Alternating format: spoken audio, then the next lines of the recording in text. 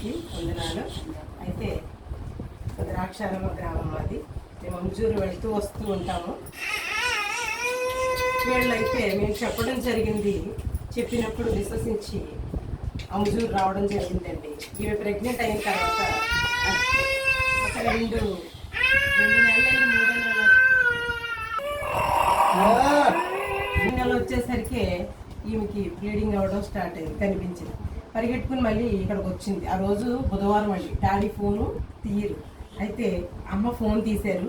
Phone తీయడంతో అప్పుడు ఈమె పరిస్థితి అంతా చెప్పింది. అయితే అమ్మగారు అన్నారు, ప్రేయర్ చేస్తాం, డాడీకి చెప్తాను అన్నారు. అన్నప్పుడు ఇంట్లో ఇక్కడ ఏం లేదండి, డాడీ ప్రేయర్ చేసిన ఆయిల్ సీసా ఉంది. ఆ ప్రేయర్ ఆయిల్ పట్టుకెళ్ళి ఆమెకి వాటర్లో కలిపించి, ఏముండదమ్మా అంటే వాటర్లో కలిపించింది, స్కానింగ్కి పంపించింది అమ్మాయిని. ఈవిడైతే బుధవారం సన్నిధికి మాతో పాటు వచ్చేసిందండి. బుధవారం అంజు రావడంతో వచ్చింది, కానీ పాపం తనకి స్థిమితం లేదు, డాడీకి ఏం చెప్పలేదు. అంతా అయిపోయింది. డాడీ ప్రేయర్ చేసేటప్పుడు అద్భుతం జరగబోతుందమ్మా, మీ కుమార్తెకు అసలు ఎటువంటిది ఏమీ జరగదని ఆమె చెప్పకుండానే డాడీ ప్రవచనం ద్వారా చెప్పడం జరిగిందండి. చెప్పడంతో ఇంకా ఈమె ఇంటికి వచ్చేసింది. ఆ స్కానింగ్ రిపోర్ట్ నార్మల్ వచ్చిందండి. బంగారు లాంటి బాబుని దేవుడు ఇవ్వడం జరిగింది.